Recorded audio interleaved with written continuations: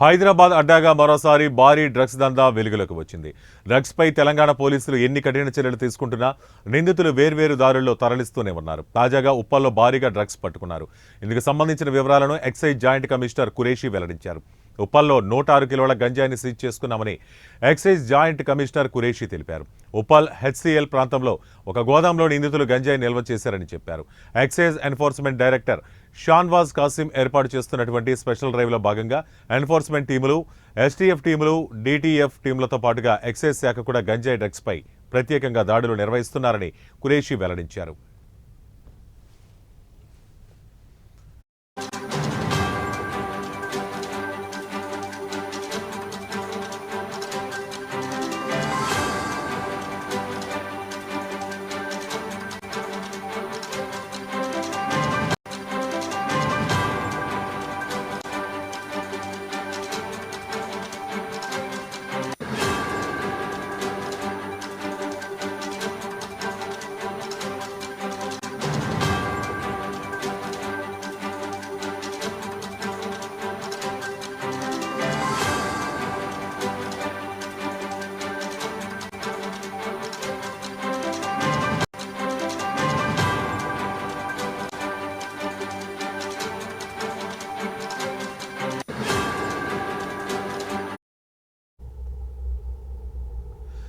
రాష్ట్రంలో వైద్య ఆరోగ్య రంగం అభివృద్ధి చెందాలనే దృఢ సంకల్పంతో ముఖ్యమంత్రి రేవంత్ రెడ్డి కృషి చేస్తున్నారని రాష్ట్ర వైద్య ఆరోగ్య శాఖ మంత్రి దామోదర రాజనరసింహ అన్నారు.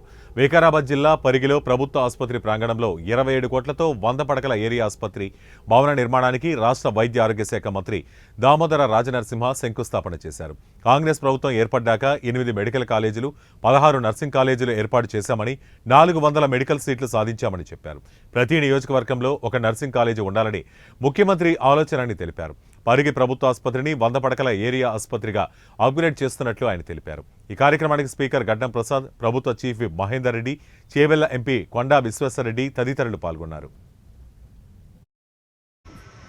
30 పడకల సిఎస్సిని 100 పడకలకు మార్చడం,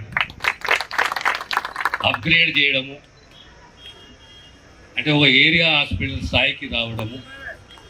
ఆల్రెడీ మీరు ఇంకా అదనపు 4 బెడ్లు కావాలి, 5 బెడ్లు కావాలి అని అంటున్నారు. ఈ డయాలసిసే కానీ తర్వాత ఒక్క పిఎస్సి కావాలని చెప్పి మా కలెక్టర్ గారు చెప్పారు. చోడాపుర కొత్త ఏర్పాటు చేయాలి.